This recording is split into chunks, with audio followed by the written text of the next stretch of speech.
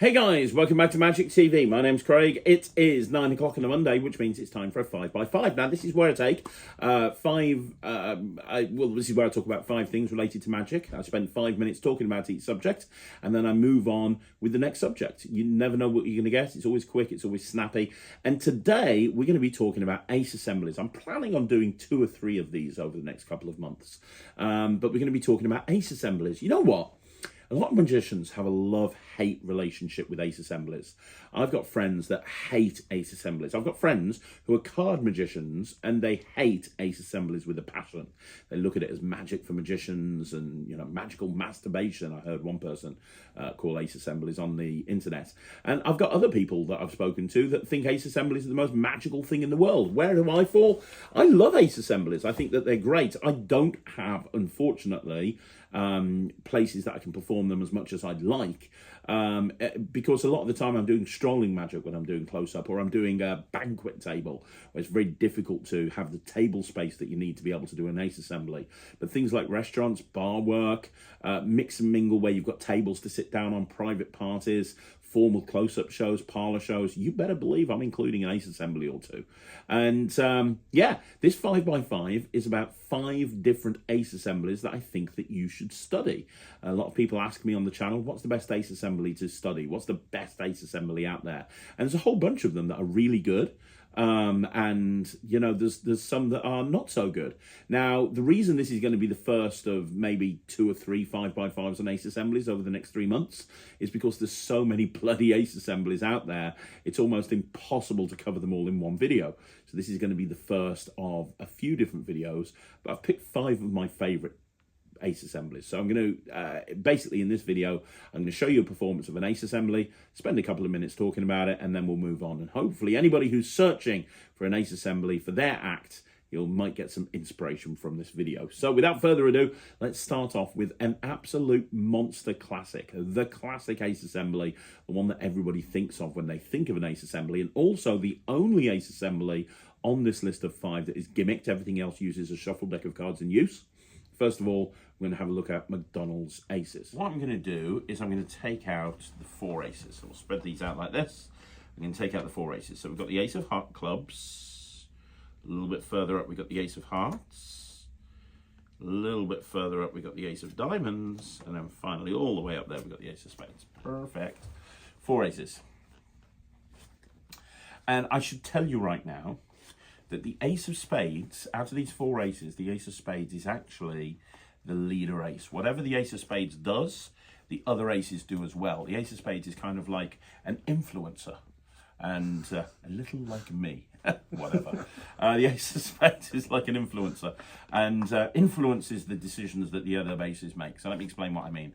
If I take that ace of diamonds and I just cut it down into the middle of the pack into a random place, and then I do the same thing with the ace of hearts, and then the ace of clubs. Obviously, we've got four aces in total, but 3 of them are lost into 3 different parts of the deck. Now the final one, the ace of spades, that is right here.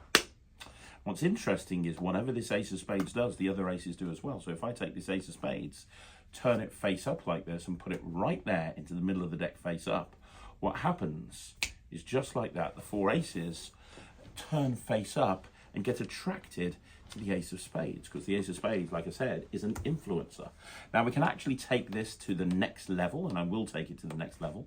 We'll put 3 cards on top of each ace. So over here on the ace of spades, we're going to put 3 cards, but we're also going to put 3 cards with the ace of hearts, 3 cards with the ace of diamonds, and 3 cards with the ace of clubs. The rest of the cards go over here. Now remember, it's very important that you remember that the ace of spades is over here, has its own little packet going on. Remember, the ace of spades is the influencer. Also notice I can't touch it, it's out of my reach. Look, can't get it.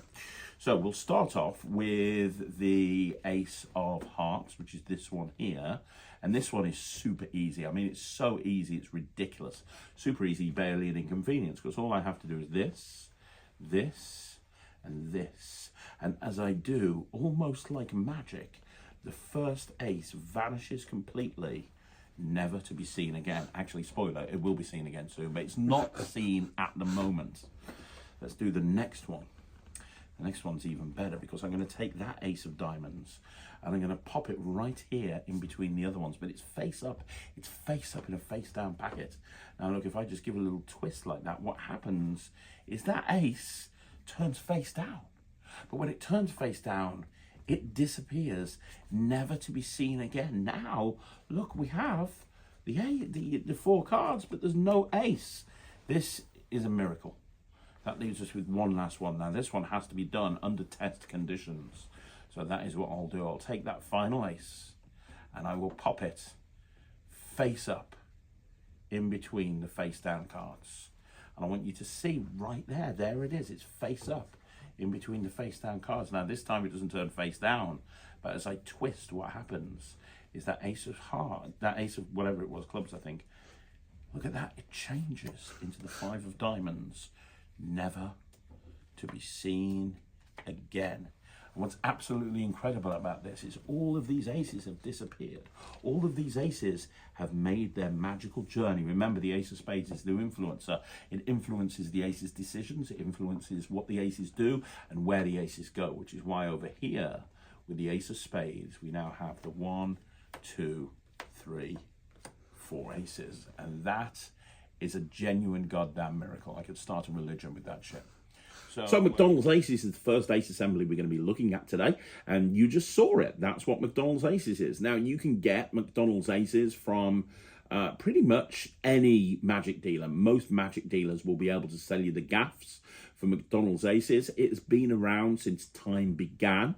But I'm telling you right now, I think a lot of people forget how good Mcdonald's Aces actually is. Now, let's get the elephant in the room out of the way first. You are going to need gimmicked cards. You're going to need 3 gimmicked cards. You're going to need 3 gimmicked cards that you add to a deck. Now, I've spoken to people about McDonald's Aces before, and they've said the reason they don't do them is because it requires a full deck setup. In other words, you have to take 3 aces out, you have to replace them with these gimmicked cards, and you have to have them in position before you start the trick. And that's not the case at all. How I've always done McDonald's Aces is I've just copped the aces onto the bottom of the deck when I want to go into this routine. It makes it very, very practical as any other ace assembly that you can do. And that's what I did in that routine. The reason I wanted to show you my full routine when I use McDonald's Aces is because that's how I always started. I always cop the gimmick cards onto the bottom. I have that first phase where they all turn face up and sort of appear together in the middle of the deck. But that first phase, whilst being magical, sets me up for the second phase, which is the actual ace assembly part of the routine. Now, one of the reasons that McDonald's Aces is so strong is because they're seeing the aces during the vanish. A lot of the time when you're doing McDonald's Aces, or when you're doing another ace assembly, the aces are implied. Once they are in their packets, you're not showing the aces again. You're just implying that the aces are there because you're not using duplicates, you're not using gaffed cards. It's very, very difficult to actually show that the aces are where they're meant to be.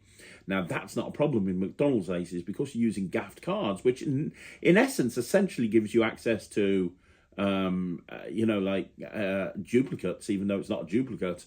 It allows you to be very free, and you can have a lot of displays that are super fair. Now, that's one of the big advantages to McDonald's Aces. The disadvantage is, obviously, it's not the purest ace assembly in the world.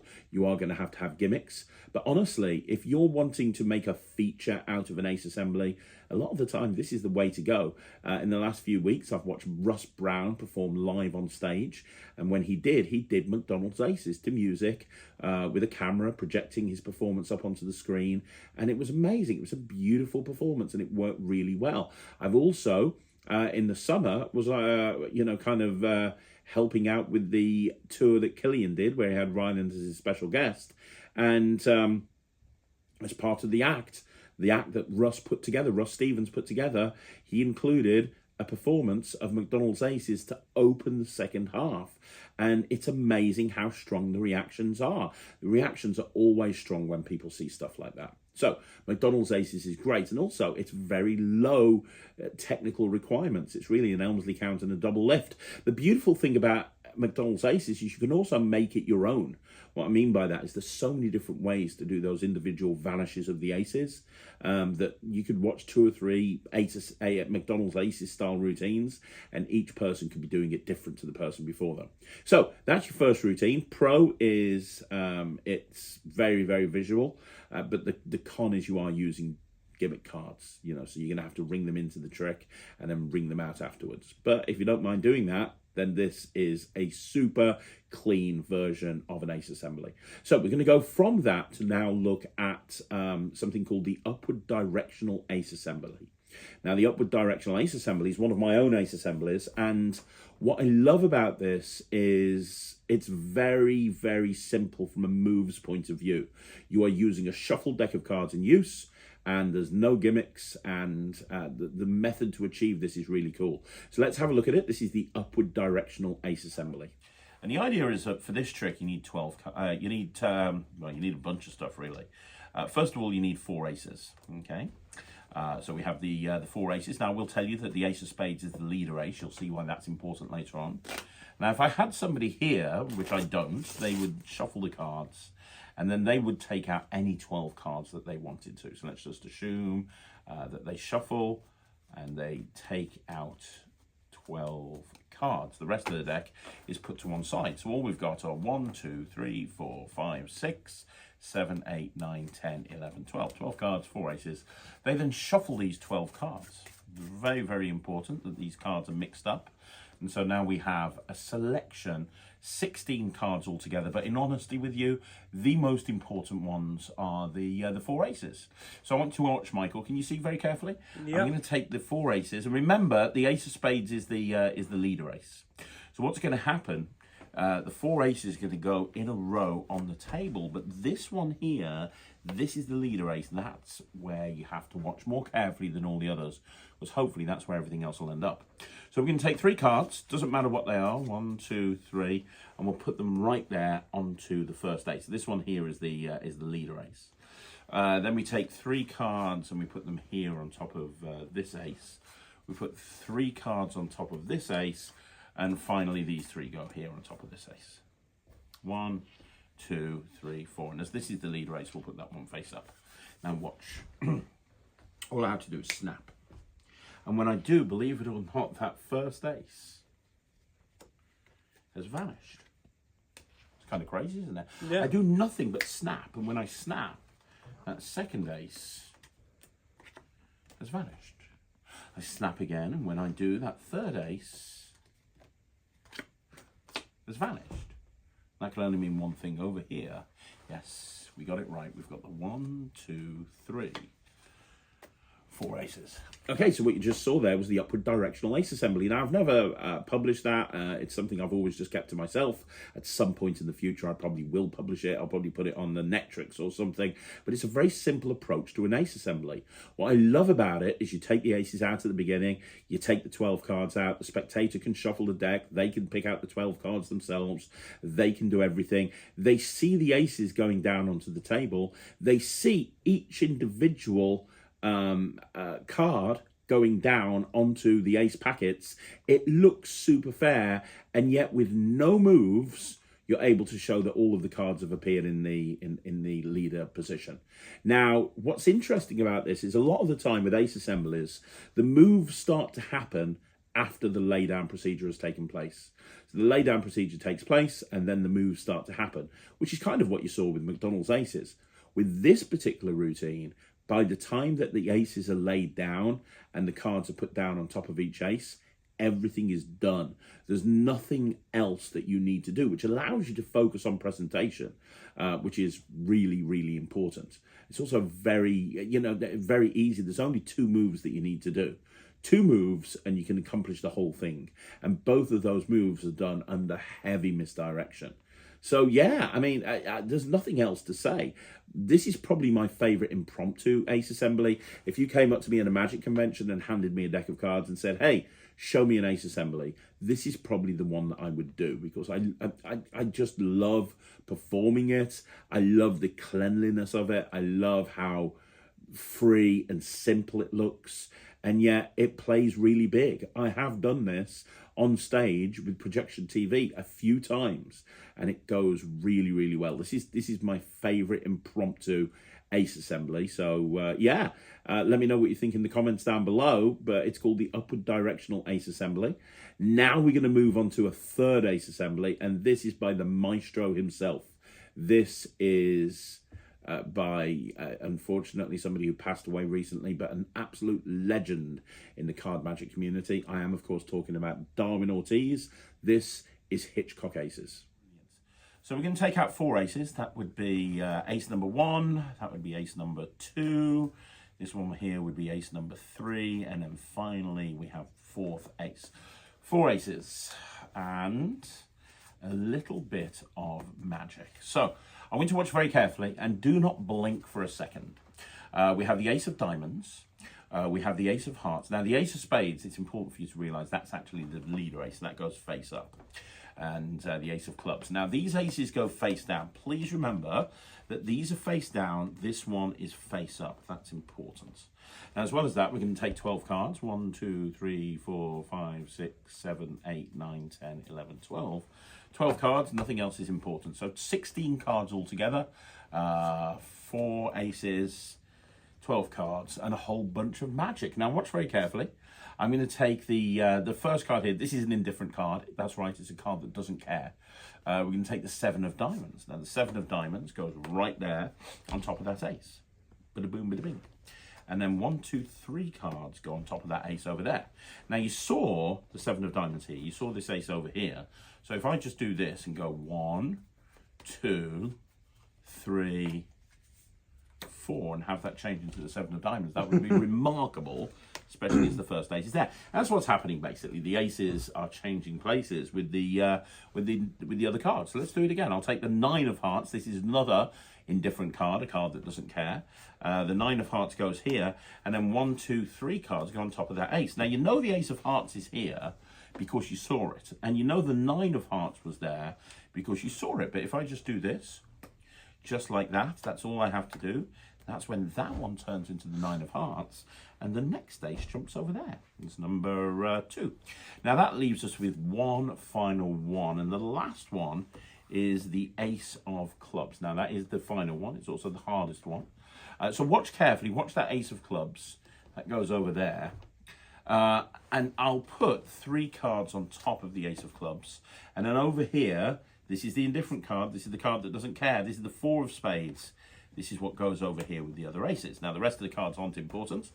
The idea is to make that final card jump across. Of course, that's what I'd do if I was half-arsing this. But I would never half-arse it for you people. Which is why instead I'm going to do this. And I'm going to take the other aces. Yep. And I'm going to make them jump over here to join the ace of spades. It's a goddamn miracle. So the question is, if the aces are over here, what's over here? Well, what else but the 1, 2, 3, 4 kings. So what you just saw there is Hitchcock Aces. Now, Hitchcock Aces is a classic ace assembly. And what I love about this particular routine, so yes, it is a, I'm not going to say a shuffle deck of cards in use because you need a small setup. That setup can be done as you take the aces out of the packet, but it's worth noting that there is a small setup for this trick. But it is a regular deck of cards. There are no gimmicked cards or anything involved in this. And what I love is, and you don't see this in many ace assemblies, but because normally in an ace assembly, the card vanishes and then you move on to the next packet and then the next packet. What I love about this is you point out the card that you're putting on the ace, on the leader ace. You then pick up the ace packet and boom, immediately, it's almost like a transposition. The card that you put down on the ace transposes with the ace that's over here. So it becomes more of a transposition. It's almost like a very slow motion ace assembly, if that kind of makes sense. And then you've got that lovely moment. And this is the reason I do this. I do it for this lovely kickback at the end where just when they think they know what's going on and just when they think they've got this, okay, right, so what's happening here are the aces are jumping over here, boom, everything changes. And now you've got this double kickback where the aces are actually over here, and then you've got a production of 4 kings, which is perfect from a transitional point of view. If you're going into, you know, my routine 3 times 3 times 2, or you're, sorry, 4 times 4 times 2, or you're going into Reset by Paul Harris or something like that, this is the perfect lead-in. It really is the perfect lead-in to a routine like that. Because you've just produced, in essence, the kings and the aces, which is what you're going to need for those routines. It's a great routine to put at the start of a card set.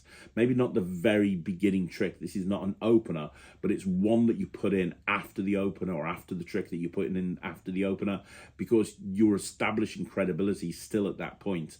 And this just shows just how skillful you can be. Now, Darwin was known for doing technically difficult sleight of hand, and was not afraid to do multiple passes and second deals and bottom deals and centre deals. So considering this is a Darwin Ortiz trick, this is actually a very simple routine to do. Pack small, plays big, as they say. It really is just a deck of cards, and you can get into this immediately. I love it. It's called Hitchcock Aces. There's many places you can learn this from. I think it's on a download from Vanishing Ink, as well as many other places. But yeah, it's called Hitchcock Aces. Now, for Ace Assembly number 4, we're going to go back in time, and we're going to look at one of the purest Ace Assemblies that you'll ever see, from the legend Peter Kane. This is Jazz Aces. There's the 4 aces. I had them in position on top of the deck. How exciting is that? And I'm also going to take another 4 cards. Doesn't really matter what they are. We'll just take some random black spot cards. Because to be honest, these cards aren't important. What's important, however, are the 4 aces. I'm going to go really slowly so you can see I'm not cheating. Michael, we've got the ace of hearts, the ace of diamonds, the ace of clubs, and the ace of spades. Now, the ace of spades goes here. This is the leader ace. And the other 3 aces, they go here, here, and here. All right. Now that leaves us with the black spot cards, and as I say, they are not important. These are here to try and distract you. Don't allow yourself to be distracted. Just focus on where the aces are. Can you do that for me, Michael? Yeah. Good stuff. What we'll do is I'm going to take a card. Doesn't really matter what it is. 9 of clubs in this case. I'm going to pop it right there, and in between the other 3 black cards, I'm going to put the first ace. Now you know the ace is there because you saw it. And you know the 9 of clubs is there because you saw it. But if I just push it in like this, give a little twist, that's the signal for the magic to happen. You see, what's actually happened is the 9 of clubs has returned because it's actually swapped with one of the aces. A lot of people didn't know what was going to happen, so I'm going to do that again for you, Michael. This time we'll take a different black card. Watch the card. It goes right there. And in between the other 3, we're going to put the next ace. You can see that next ace goes there. You can see it going in, and it happens when I give a little twist. That's the twist. That's the signal for it to happen. And now we've got 1, 2, 3, 4 black spot cards here, and that's because the next ace has gone across. Now, every time I do this, it's a little bit more difficult because you have to watch more clearly. But I do have one final ace to go. So watch the last ace. It goes right here in between these cards, just like that. You push it in. When you give a little twist, that's the signal for it to happen. That's when over here now we have the 1, 2, 3, 4 aces, 4 black cards, sorry, and over here is the final ace, and that is Peter Kane's Jazz Aces. So everyone and their mother has a variation of Jazz Aces, and there's some beautiful variations out there. Spoiler, if you want to know the best variation of Jazz Aces, have a look at Mike Powers. Mike Powers has got an incredible version of Jazz Aces where everything turns blank at the end. It's amazing. However, the original Jazz Aces is a classic for a reason, and it's a classic because you have literally stripped down what you need to do, or what you need on the table in order to perform an ace assembly, rather than needing 16 cards. Now I know that there's 3 card ace assemblies. John Bannon has a lot of work on those, but this is so stripped down and this is so direct. You need 4 cards, 4 aces, 4 black cards, and using those, you can perform an absolute miracle. Now, I remember the first time I saw this, it was Michael Amar on Michael Amar's Easy to Master Card Magic series. I think it was volume 1 or maybe volume 2. And as soon as I saw this, I fell in love with this as a trick. I realized that this is something that I would be doing for the rest of my life. And I have. I've been doing this trick probably for about 30 odd years. And it's one of those effects that I do when I want to really impress people. And I've played around with doing this strolling like because it only uses 8 cards, I've had 2 people hold their hands out like this, and I've got 4, and I deal the aces onto their hands, and it works really, really well. The structure behind this is just genius, absolutely genius. The way that this is routine to be able to, every single move, every single action, and every single thing that you do, there's an economy of motion in this trick that's really hard to beat. And it's why I love this so much. If you're looking for an impromptu ace assembly that you can literally do anytime, anywhere, that has the feel of a packet trick, but it's not really a packet trick, then Jazz Aces is the way to go. And the way that you just saw me perform it, it's not even that difficult to do. Just an add-on, a couple of double lifts and a couple of Elmsley counts, and you're good to go. It's within the reach of most performers, and yet really brings the house down. So there you go. That is Jazz Aces by Peter Kane. Leaves us with one final ace assembly. Now, the last one is another unpublished ace assembly of mine. This is called Strip Back Aces. And this is kind of a really unique approach to the 4 ace assembly plot. Again, this is one I haven't published, but I'll probably be ending up putting it on the net tricks at some point in the future. Let me perform this for you, and then I'll talk about why I love this so much. So 4 aces. Now, the 4 aces go in a row on the table like that. Boom. And I'll tell you ahead of time, the most important ace is this one here. This is the leader ace, okay? So because this is the leader ace, this is the one where you want to focus your attention. Now I'm going to take 3 cards. We'll take, I don't know, that one. We're going to take 3 cards. I'm going to pop 3 cards, these 3, right here onto the leader ace. I'm going to pop 3 cards, 1, 2, 3. And if you were here, you could pick these cards, absolutely not a problem. But we're basically putting 3 cards on top of each packet. So 3 cards go there. You get to decide which 3 that you use. These 3 go here. And then finally, the last 3 go right here, like that. So we have 4 packets of cards, and this one over here is the leader ace. That's important. So the important thing right now is to watch and don't blink. I will tell you that, as I said, this ace here, the leader ace, the ace of diamonds, this is the one that you want to follow. If you could do that for me, that would be great. So I'm going to cut it into the middle. This is the one that you need to follow, because I'm going to start off with this packet. If I just snap my fingers, what happens, and you're not going to believe this, is that the first ace vanishes completely. Look at that. It's a miracle. I say it disappears. It doesn't go far. It actually goes right there onto the face of the packet. There's the first ace. Now let's do that again for you. You might have missed it. Watch. The next one, we'll do this one here. If I just twist. Now, that's the next ace gone. That's that one gone. And hopefully, if I've done this right with any luck, now we should have, there you go, we've got the ace of hearts. That leaves us with one last one to join the ace of diamonds. And the last one is this one here. And if I just give a little twist and a flick, that's when that final ace disappears. And over here now, you're not going to believe it, but we actually have the 1, 2, 3, 4 aces. So this is something I've been doing for several years, and it came from me really exploring Derek Dingle's no-lap switch, or Di Vernon's switch out, whichever way you want to look at it, the sort of out jog strip out, that way of switching 4 cards for 4 cards. And normally that sort of switch is done face down, and it's done face down to produce 4 of a kind, 4 aces, for example.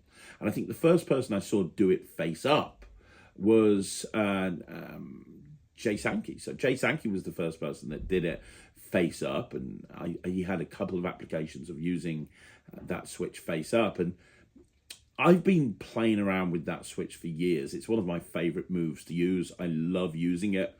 And I realized very early on that you could do a really fair looking, really interesting approach to an ace assembly using that move.